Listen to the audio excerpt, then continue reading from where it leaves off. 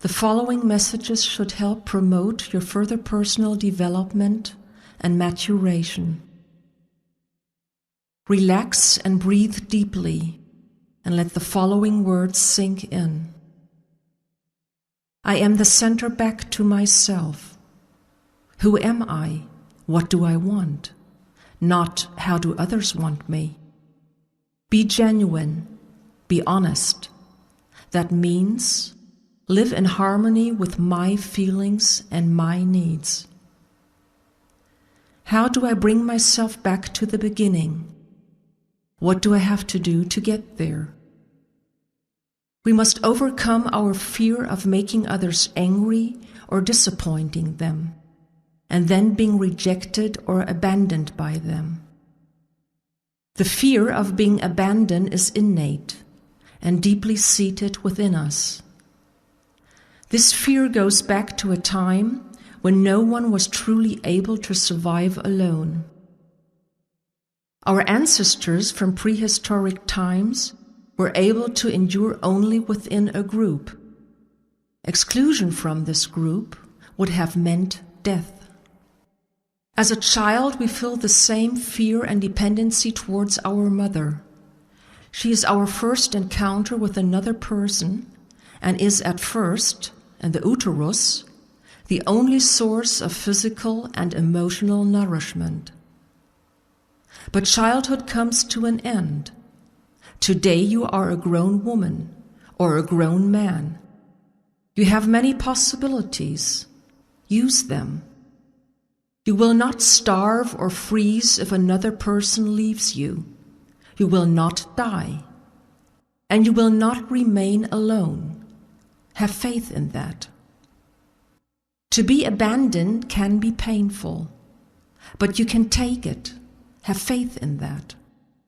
You must not bear a grudge to anyone, because we're all perpetrators and victims alike. We abandon and are abandoned.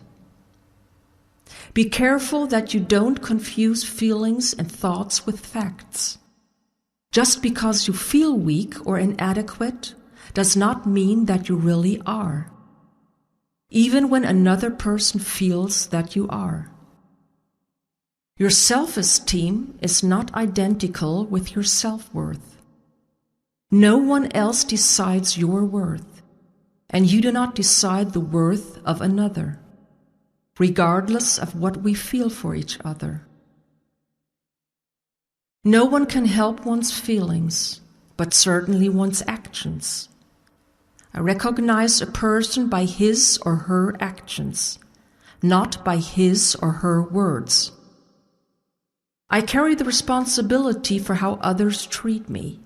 I'm always treated how I let myself be treated. One cannot force love, but I can expect respect and see that it happens. If I want someone to change his or her behavior towards me, I first have to change my own behavior. For example, if I say no when I have previously always said yes, the other person will have to change his or her reaction as well. If I want to find out if someone really likes me, then I must have to show myself to him or her as I really am, with all my strengths and weaknesses. If the other person cannot accept me as I really am, then he or she is not the right one for me. I do not need to pretend or bend over backwards. We do not fit together. We were not made for one another. I must look further. With this, I must accept that life means to risk being disappointed and hurt. Life is happiness and pain.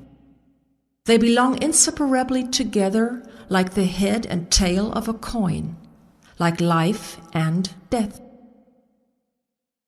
It is our feelings that make us vulnerable. Without love, one cannot live, but will be alone in eternal darkness. Human happiness lies in giving, since love gives the heart light.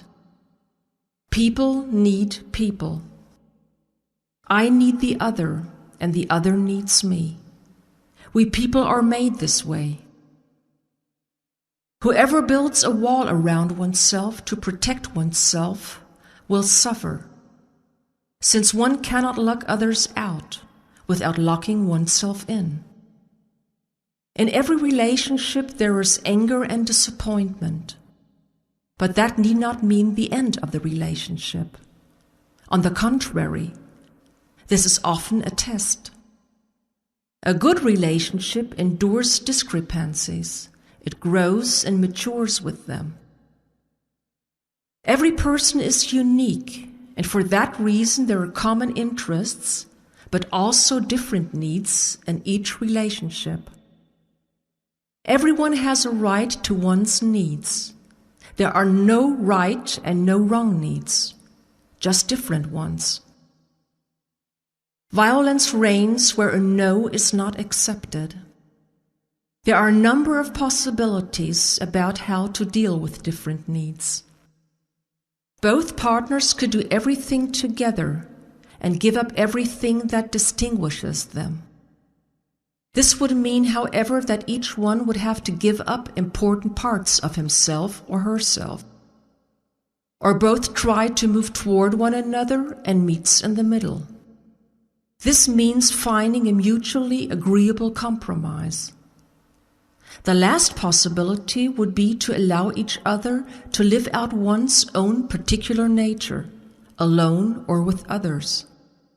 And occasionally one lets oneself experience the particular nature of the other, tries it out, and thereby expands one's experiential and behavioral repertoire.